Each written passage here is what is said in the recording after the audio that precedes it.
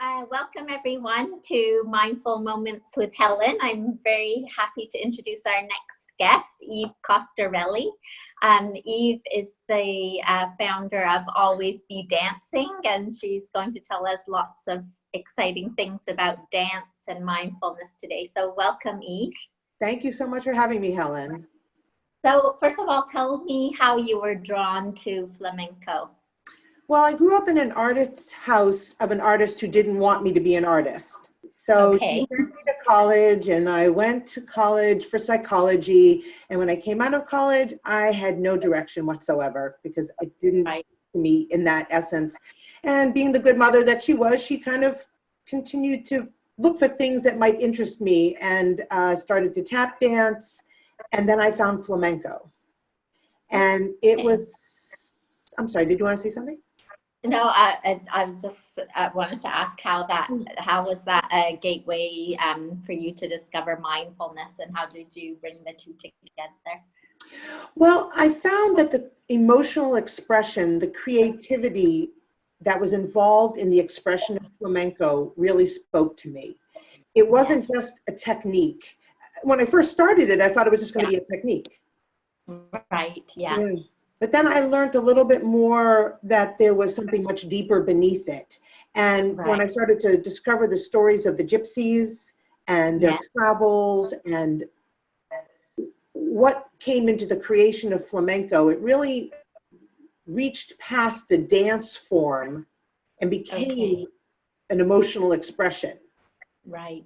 Which is so necessary in mindfulness, our ability to understand our emotions and to in a sense be above them, not to be consumed by them, to, I wouldn't want to say the word control because we're not trying to control our emotions, but it has that, it had that play, and it really just was what I thought was going to be a year. I'm going to learn flamenco, okay.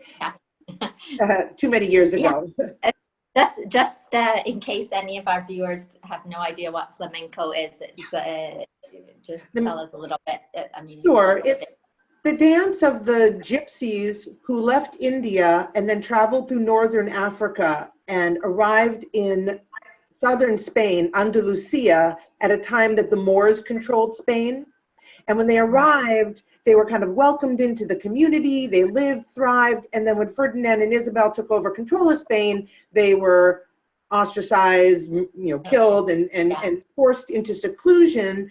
And through that melting pot of being with the Sephardic Jews, the Moors, the Spaniards, and them, and their travels from India to northern Africa to Spain, they created this art form that initially was this emotional expression, like the blues. Right. Okay. Of southern Spain for the gypsies. Okay. And so when you brought together a dance and mindfulness, how did that affect your teaching? Well, I think when I initially got involved with teaching, I was teaching a technique. Yes. Because that's what I was trained in. So I was teaching that technique, and it was different dance forms. But when I discovered flamenco, it just changed my perspective of what dance was all for. That it wasn't just for the people who wanted to be dancers, that flamenco had a history that could involve everybody, whether they were a dancer, a non-dancer, they understood the rhythms or not, they could feel it in their hearts. Right. Yeah, that's beautiful. and so how do you bring, so when you teach, you incorporate mindfulness, flamenco, and dance and yoga. So tell us a bit about how you bring that all together for your students. Well, I have my own program called Always Be Dancing, but I work with a lot of nonprofits. So I have the really great opportunity to go into public schools and teach in the classrooms. I work with after-school programs on housing developments. So I work with people they're definitely not interested in it for a dance. A lot of them don't even know what mindfulness is or why they would need it. Yeah. But through these wonderful organizations, one is Nourishing Teachers, Strengthening Classrooms, and the other is Hoops and Homework. I have these amazing groups of children who are so interested in discovering about themselves, even if they're resistant. Because there's a lot of resistance there. It's not like a yoga studio or a dance studio where they come in all dressed and ready to go. They're in a chair and they're like, why is she here? And you know, sometimes you just gotta do the one thing that like splashes the attention. And I found that as I started to do like clapping rhythms, like sitting in chairs, it was almost became adaptive dance right there, because we were doing clapping, we were stamping our feet right in our chairs. I was doing the hand motion sitting in the chairs because I knew the kids, they didn't want to get up. They weren't going to get up and dance. But then I could get them to get up.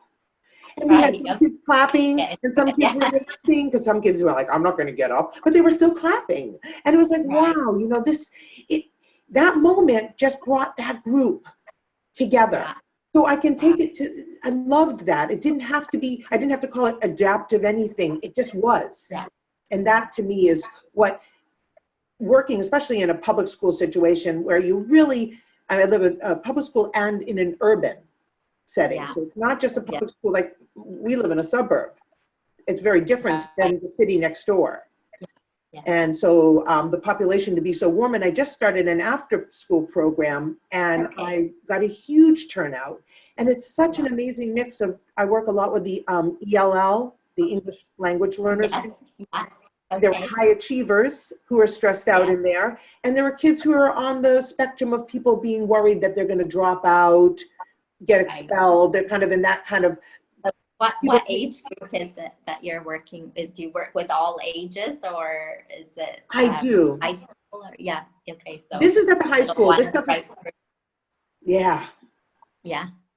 So this is at the high school, and I do, of course, I work with children as young as 15 months. And it's a very really? Wow. I'm crawling on the floor, but I get them to dance flamenco too. You know, the fun music. The music is very enrapturing. So even if you don't, I don't speak Spanish very well. I only speak Spanish minutely. I don't understand the lyrics. I have to dissect the lyrics to understand. But I understand the emotion of the voice in the song. And if we can draw out those elements, those colors, those lines, those emotions, then that's the dance. Wonderful. So sounds very exciting and interesting. So you've told us a bit about some of the students that you work with that might be struggling with different things. So what are some of the success stories or some of the positive results that you've seen from you bringing this work into schools? Well, I think I've just noticed that how accepting the groups of children I work with really are, of people coming in to work with them. I work with a lot of, like I said, immigrants who just, some of them have only been here for a year. I mean, a month, not a year. A month. Oh, wow. So I can't even walk in and just give a guided meditation because they don't even understand my language. And though I can speak a little French to the people from maybe Haiti, and I can speak a little Spanish maybe to the people from Spain and from maybe Brazil, but that's only a minute amount of being able to verbally. So I see how accepting these kids are of me coming in and having them open and close the Hoberman sphere and going, breathe in, breathe out. And they're teenagers, but they're allowing me this opportunity to be kind to them. And I love being kind to them. I love being kind to all the kids I teach with. It's like, I mean, I know, I see you work with children. I know you just walk in and you're like, everything, But they don't take advantage of that. They really enjoy, and even if they don't want to fully participate, they're still there. And they're still getting, if I always remember that everything is communication, everything. I can't judge what they're saying to me unless I really understand what language I'm not talking about verbal language like French, Portuguese, things like that. I'm just talking about refusing to join, putting their heads down. All that is communication. And so I just try to listen. And then I'm having them, the whole high school class is coloring. They love to color. They're quiet. They're listening to flamenco music while they're coloring. When I come by, they look up at me and they make the little sign, and they do this and they smile at me. I'm like, okay, I get it. Thank you. I love you too. And then yesterday I was in the hallway, and this little girl who I haven't seen for a couple of years because I worked with her in she's now at the high school, and the electricity when she saw me and I saw her, it was like, Yeah. oh, you know, like the angels were singing. It was so nice to see her, you know. So, I mean, to see the kids and now to kind of almost feel like even though I'm not really a teacher there, and I'm only there occasionally, Right. Yeah. there's enough kids, they wave at me in the hallways and they know me, and you know, that has to be making support for them, obviously. Yeah. Yeah, it has to be making a difference. And then the after school class, I really think showed, because different groups of kids that I work with from different classes all came to take that class. Right. And they're asking me questions about how to eat their lunches more healthily because they're from another country. They don't understand our food system. They might not even eat in the same way that we eat. And so now they're like all alone and they're like, huh? You know? Yeah, there's so many new things when you go to a new country. I can attest to that. Yeah, right? Me too. I can also attest to the fact when they all nod their heads like they understand me, because I did that when I lived in France, but I didn't really understand. So I'm like, I know you don't understand me. So how to really adapt all of that. So I have kids from Africa to Brazil and all around, and how to get all of them to get the yoga, to get the dance, to get the mindfulness.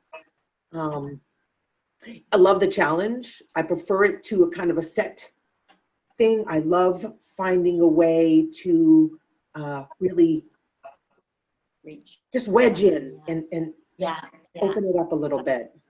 Sounds like an amazing program. So tell us a bit about your private practice and how our viewers can, you're in Massachusetts, right? Yes, I'm in Natick. Yeah, Natick. Tell us about your private practice and how our viewers can get in touch with you, learn more about your program and your organization.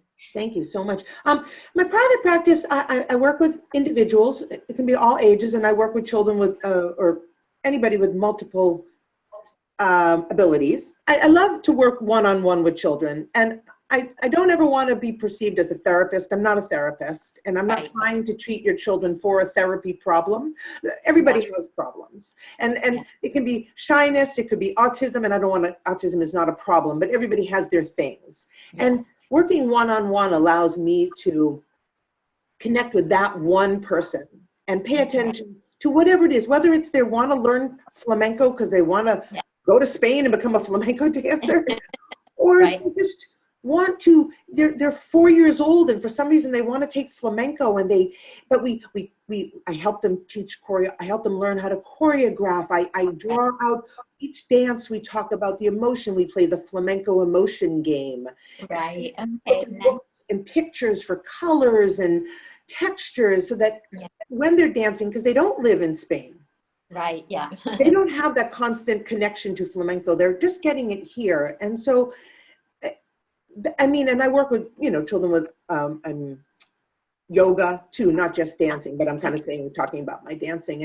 And I really love being able to, I don't want to be called a coach, maybe a mentor, maybe a big sister, maybe a friend that just connects through dance or movement or whatever that allows that child to just go to the next stage. I'm just a stepping stone.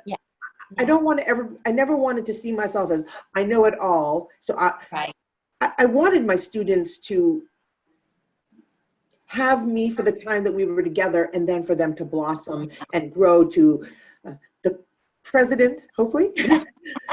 We need a president who dances flamenco, and something like that, rather than just being perceived as a dance teacher. Yoga teacher. Sounds like you really have connection with your students, which is wonderful. I mean, teachers who have that connection for years make an impact. I mean, I still remember teachers from when I was in primary school that impacted me. So really, really important. All my teachers. That's what's they're so prevalent. You just remember them. You don't have to remember anything, but you remember their names. You remember how they made you feel, right? Yeah, definitely. So how can we get in touch with you if our viewers want to learn more about you and about your program? Where should they go to get more information? Well, I have an online presence a little bit. So I have a blog, but you can go to www.alwaysbedancing.com, and that will send you to my blog. Okay. And on Instagram, because the Instagram is a good connection, I think a lot of people are on it. It's at always_BE_dancing. Okay. Maybe they can find me on Instagram too. To follow you after this to see some of your shots. Well, thank you so much, Eve, for joining us and sharing this wonderful experience. And I can see you're really an authentic person who really wants to make that connection and just make kids have better lives, and we need more people like that in the world. So thank you for all you do, and thank you again for joining us. And thank you for creating that bridge to me. I feel really happy. Thanks so much. Have a wonderful day. Thank you. Thank you. Bye.